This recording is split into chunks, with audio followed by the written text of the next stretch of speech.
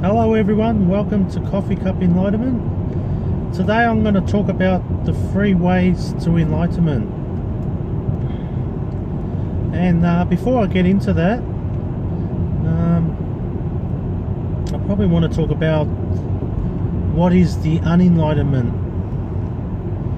And the unenlightenment is, actually before I get into that, I'll get into what is the enlightenment. The enlightenment is us as awareness, which doesn't have any content to it. It is the awareness of content.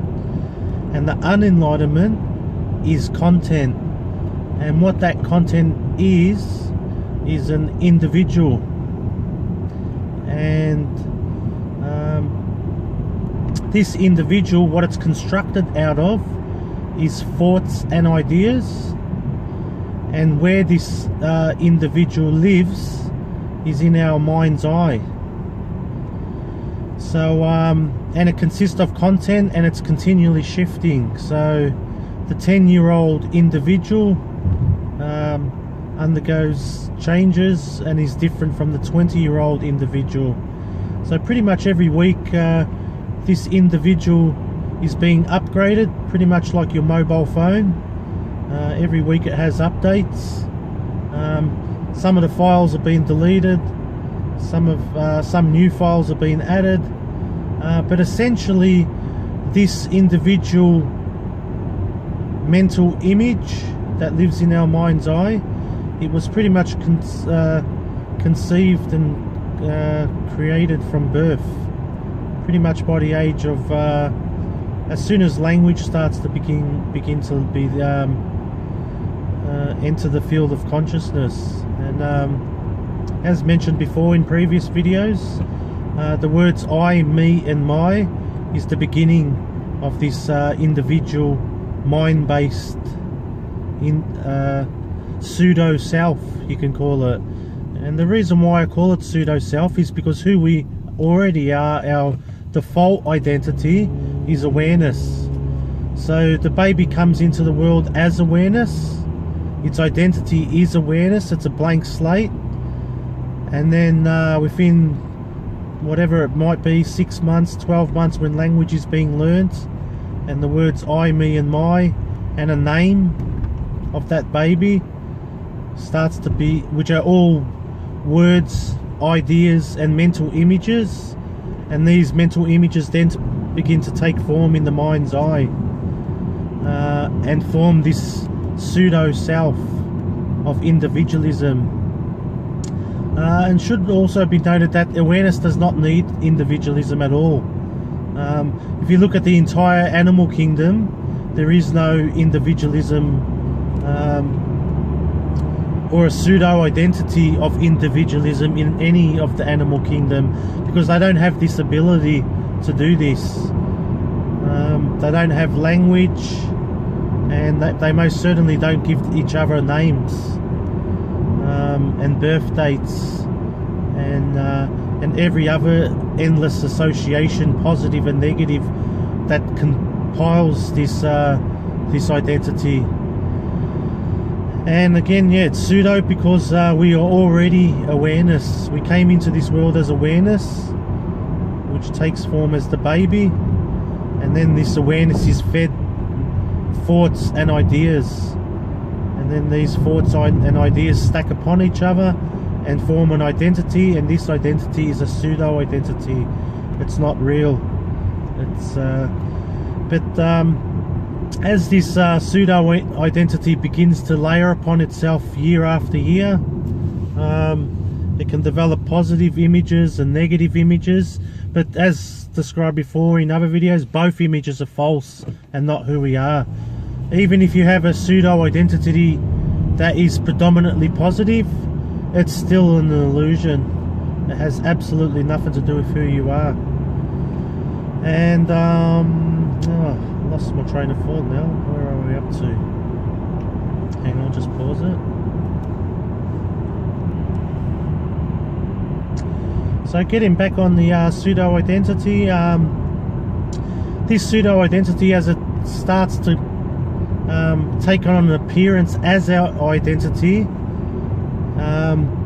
one of the main reasons why it does this is because as we come into the world as awareness, we don't recognize ourselves as awareness yet, and it's pretty much almost an inevitable process. You take on a pseudo identity, and then you realize that you're not that pseudo identity, and what makes that recognition and distinction is your awareness.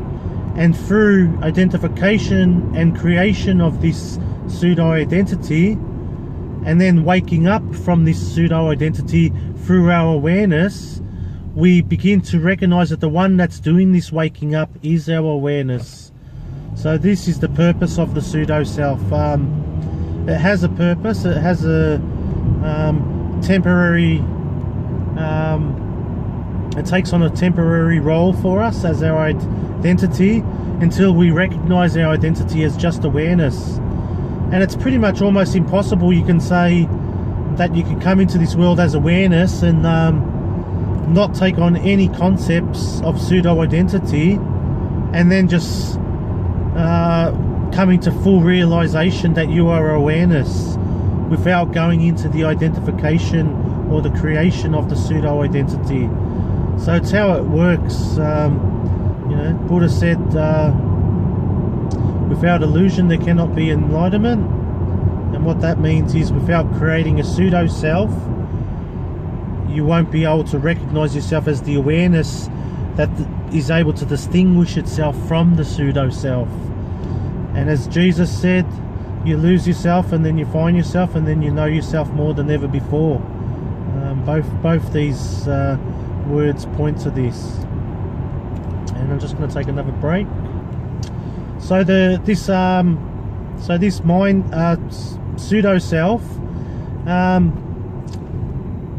it eventually, pretty much within the first, I don't know, maybe 2 years or so, it develops such a individual identity that it begins to speak as if it was us, talk as if it was us, make judgments as if we were the ones making the judgments, and through those judgments of the world, which is neutral, it generates emotions, which are corresponding to the particular judgment that is made about the neutral situation. And then it is the pseudo self, not us, that experiences this emotion and has the experience, is the experiencer of the emotion, and then it's the pseudo self that then bashes itself up for having this emotion, and then tries to change itself to not have this emotion anymore.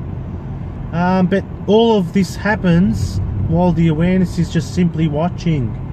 So you can say the awareness, it doesn't do nothing really. It just looks. It just sees, and it's also important to note that it is the awareness that we are that actually gives life to this pseudo self, which is a bundle of thoughts, and it can also be described as like a mind fog. It's a mind fog that lives in our mind's eye as a personalized identity that interacts with the world as if it was us in every shape and form. And you can almost say that we have absolutely no idea yet what it's like to live in the world as just awareness. If you look at the animal kingdom, how there is no judgments and then emotional responses to those judgments of the world being made, which comes from the pseudo self, and there is no experiencer of that emotional states, which is the pseudo self. So the awareness is incapable of being in a state. It is the awareness of the state, and the one that's having the state is the pseudo self. So awareness, you can almost say, is incapable of states, experiencing any states. The peace, and you can say deep tranquility, that is our default nature as awareness, doesn't need all this realm of judgments of the world and then reactions to the judgments of the world, which have nothing to do with the world itself, which is ultimately a mental interpretation imposed upon neutral reality that then projects itself correspondingly perfectly and a mirror perfect image of the judgment that was imposed upon it. So whatever judgment is imposed by the pseudo self and the amount of energy given to that judgment will correspondingly generate a mirror back reflection of an emotional response. So the emotional response does not come from the world or the situation about what happens or doesn't happen or whatever. It always comes from the pseudo self's projection, and it's never ending in its distortion. Even when it makes positive judgments about the world, even they are not necessary ultimately.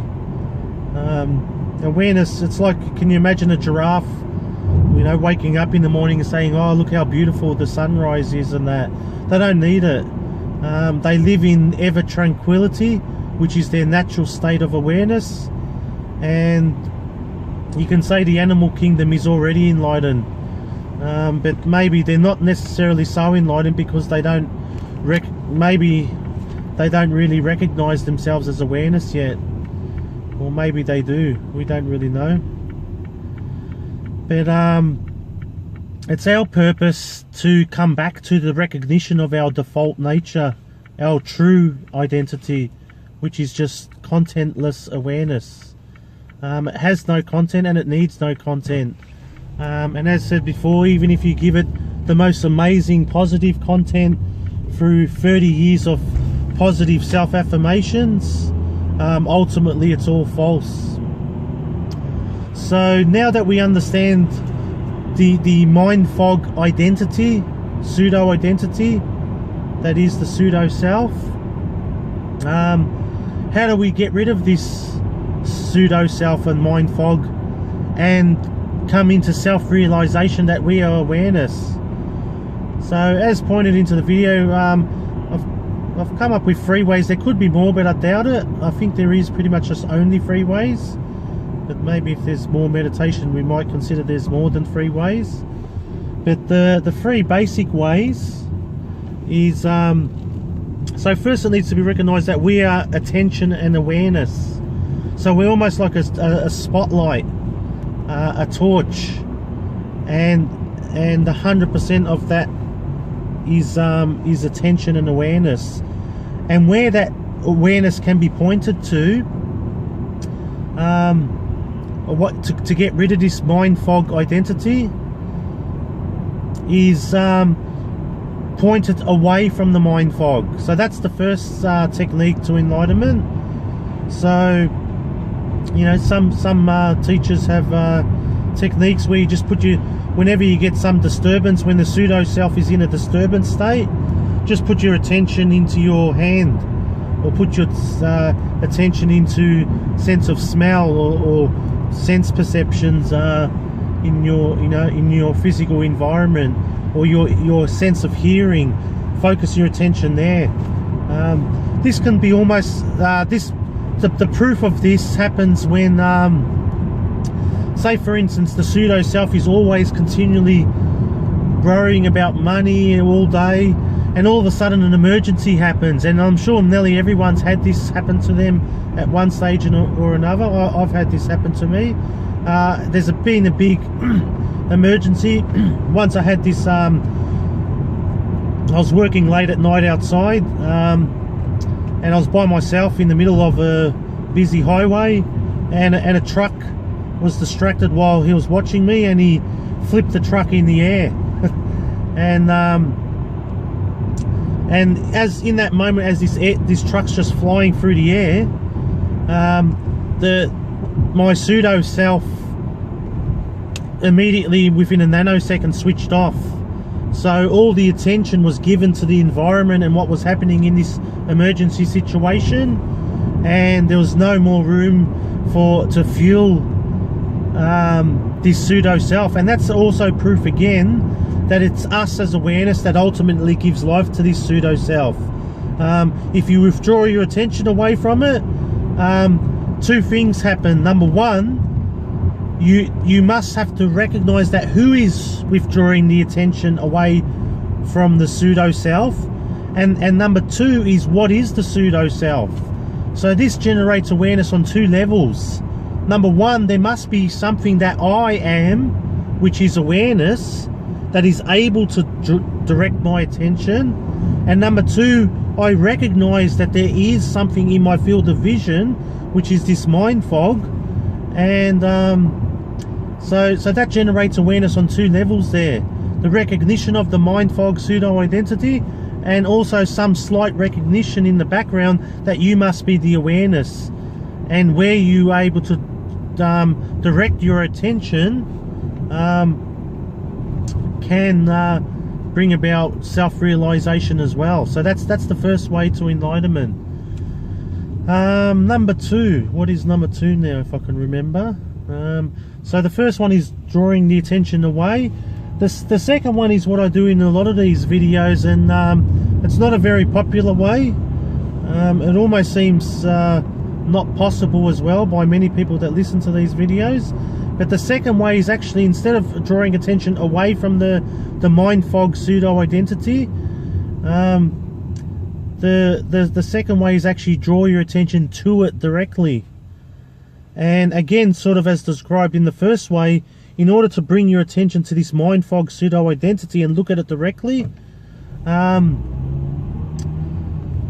there must be some recognition again that who am I? Who is this attention and this point of focus?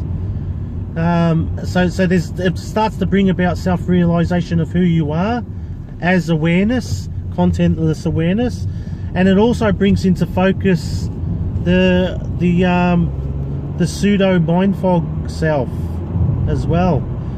So it is possible to bring it directly to it, but what has a tendency to happen, and this sort of concludes with the third way to enlightenment, is that you take on, the pseudo self starts to come in the background and act like you, and pretend it's you, and make judgments to what you're looking at.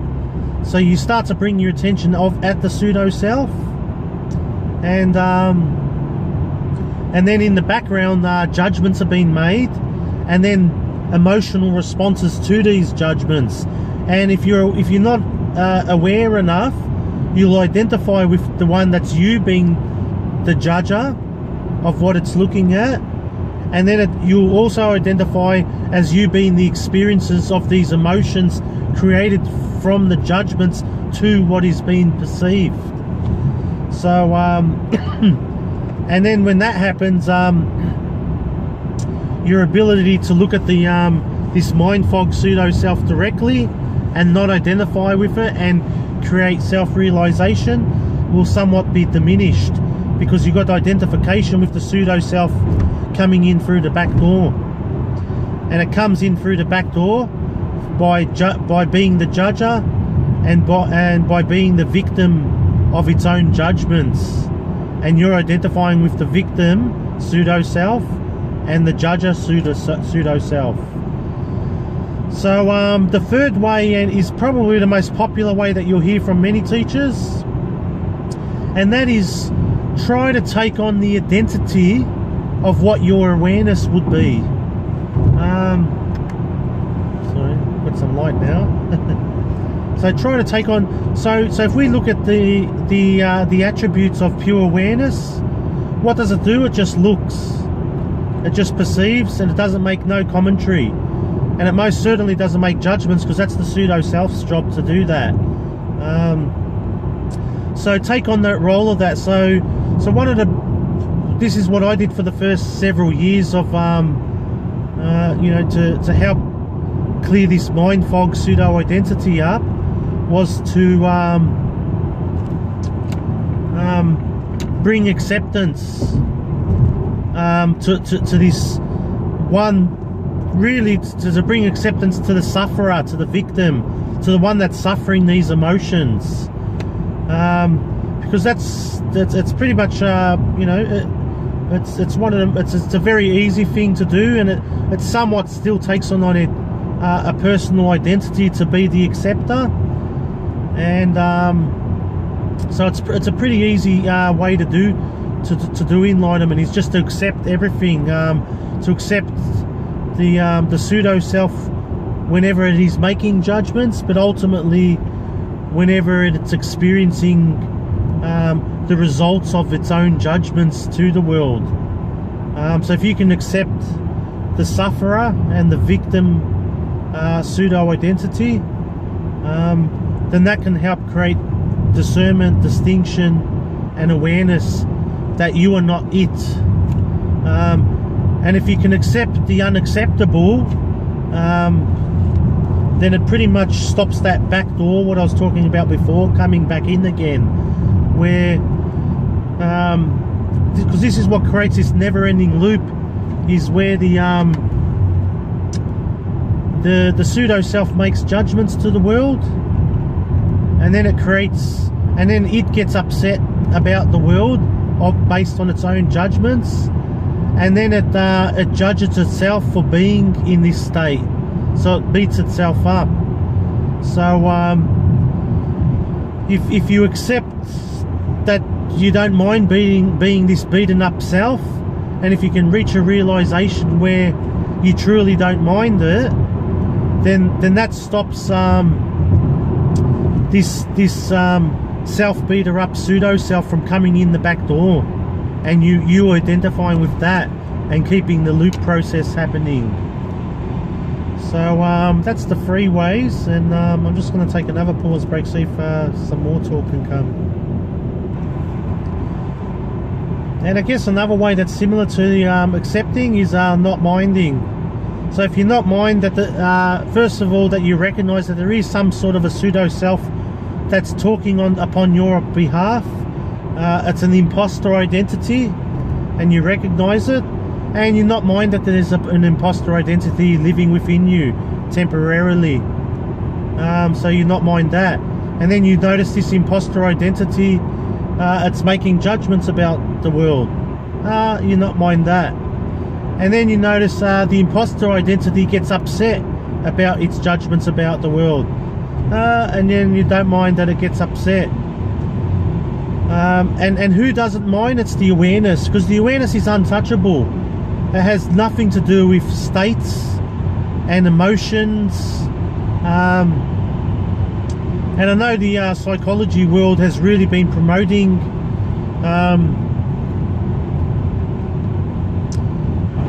that emotions is part of our identity, but I'm here to say it has absolutely nothing to do with our identity. This isn't to be confused with other states of being, or maybe empathy or some sort of states similar to that. But when it comes to emotions, all emotions are ultimately generated by the pseudo self's judgments about the world, and they're bouncing back from the world. So emotions are very commonly also encouraged in psychology as love, and they have absolutely nothing to do, in fact they're the opposite to love. Everything the pseudo self represents unlove, because pure awareness, because it's untouchable, it can be nothing but love, you can say, because it's always non-reactive. It always sees the truth of what is. It's like the animal kingdom. Even through very, very challenging situations, there's no personalization about what's happening in the world. They may have primordial responses to danger that they will react upon and protect their body against danger, but there's no personalization of events, and they definitely don't need 20 years of therapy when their baby, after becoming birthed, gets ripped apart by hyenas. You know, you can just imagine if that was in the human. I shouldn't say the human. I should say the this mind fog pseudo self world, this imposter identity world, then what sort of personalization would happen from that, and how many years of therapy would be needed.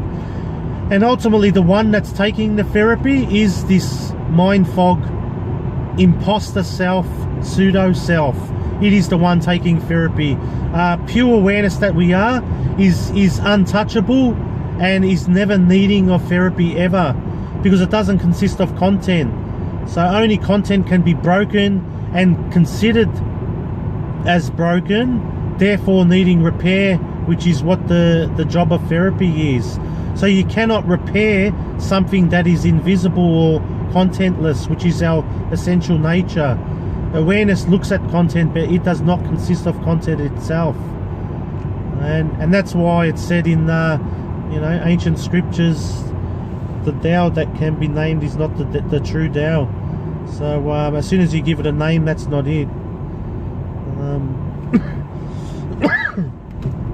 And if there's any reaction and state to what I'm talking about, then that's the pseudo self reacting. Whenever you hear some direct teachings or about what our essential nature is, if there's any reactivity to that listening, that's the pseudo self actually reacting to it. So, and then when you identify with that, then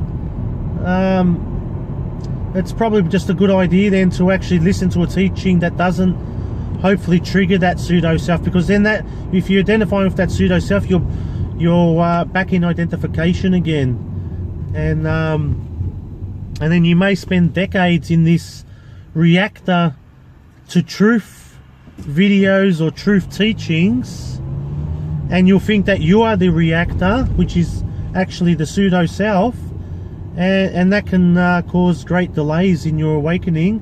But even then, that's of course necessary. If there is a strong tendency to identify with the reactor and be absolutely convinced that is you, an unquestionable assumption that is you, then eventually the sufferer, the pseudo self, when it suffers from being this reactor, it will be your awakener.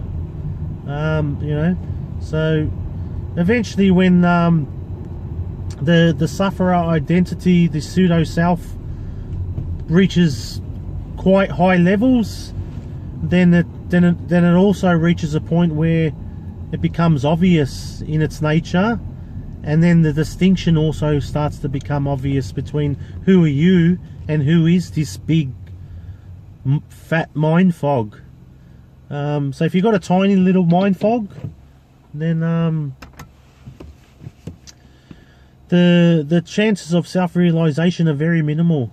It's been recognized by many sort of traditions that you need a pretty big mind fog eventually for the discernment process to happen. So here's the mind fog, and here's you as awareness. If this was just a tiny mind fog, your awareness isn't able to use that as a mirror enough. And that's essentially what the mind fog does. It acts as a mirror. Eventually the awareness is, when it gets so big, this mind fog, the awareness is able to look at it and say, well, that's not me. And then who am I? I am that, the awareness looking at this mind fog. And when self-realization appears, and it was the one that was giving this mind fog life at the start, and it becomes self-realized, the mind fog disappears. And it was all just a dream. All the one that was reacting, which is the pseudo self, that wasn't you. And then it becomes quite a funny, it's almost like a cosmic joke. All this personalized identity that took everything seriously and worried about bills and money and health and certain issues and everything, when self-realization occurs and all that pseudo-identity disappears and all its problems disappear, then what's left was the untouchable awareness that you are.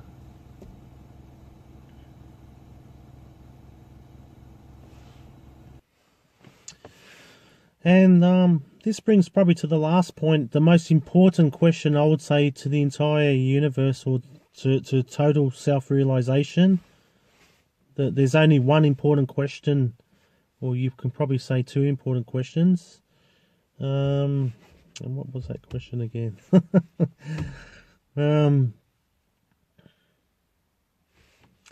Are we touchable or untouchable? And this is probably, I consider, most fundamental question ever. Because if you run your entire life under the presumption that we are touchable, then you'll always, not necessarily always, maybe one day self-realization will just come automatically, but there's a possibility that you're prolonging the process of the pseudo self, because only it is touched, because it consists of content. Content continually is under exchange, and it's this never-ending shifting of content which consists of its identity, which is the basis of fear. When you don't consist of any, when you realize that your true identity is contentless, there is no fear, and there was never a beginning to consciousness, and there's never an end to it, and there's nothing to break or offend, because you're not a content.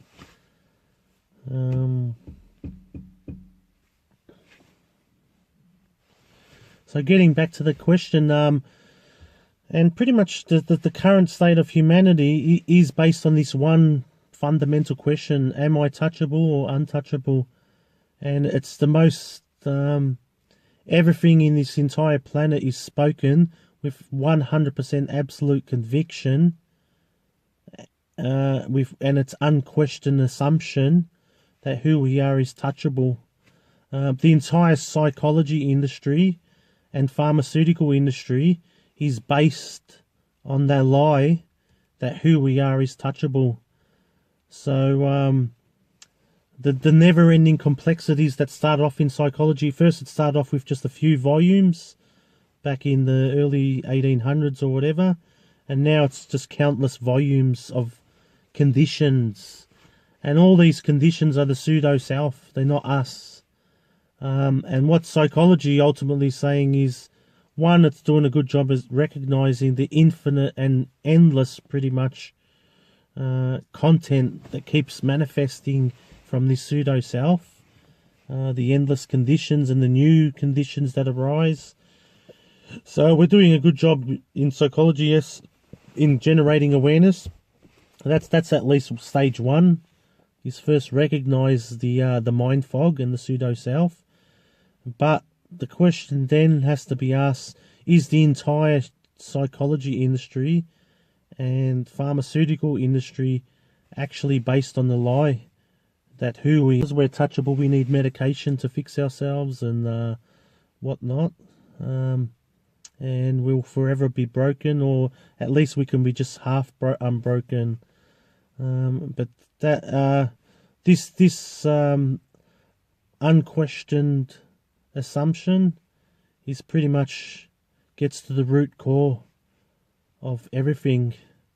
If you truly inquire and look into it genuinely, you'll see that there's many times throughout your day you're in states when you're not identified with this pseudo self, where you're relaxed, clear decisions come, infinite creativity comes, spontaneous right action comes, the flow of the universe comes. But when you're and then all of a sudden this pseudo self arises in our field of vision again, our attention focuses on it, and then it speaks through us.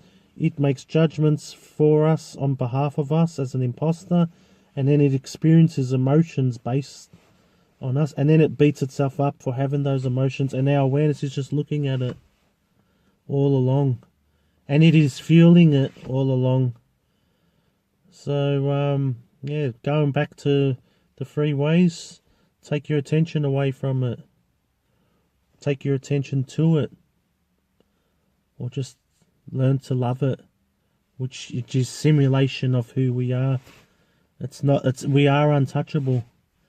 If you can just do that for the next 4 years, make that your meditation and mantra, I don't believe I'm untouchable, but I'm going to assume maybe it might be slightly true that I am untouchable. And what does untouchableness look like? How does it act? And who is the one truly being affected? Is it really me? Do these self-inquiry. It's the most quickest way to enlightenment. I remember in my first few years, when my main thing I started on was the accepting sort of role, as I mentioned before, and I didn't give an absolute damn about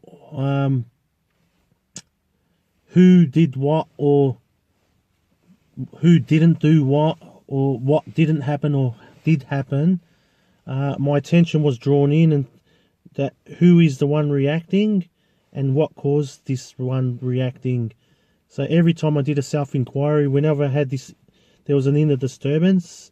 It's only till later years I realised it wasn't me being disturbed. It's pretty much in many years later that's come into realisation. But back then, when I believed that I was the one being disturbed, I was able to see every time I was disturbed, which I thought at the time, it was because I was making the judgment. So I even identified myself as the judger, and I identified as the one being disturbed.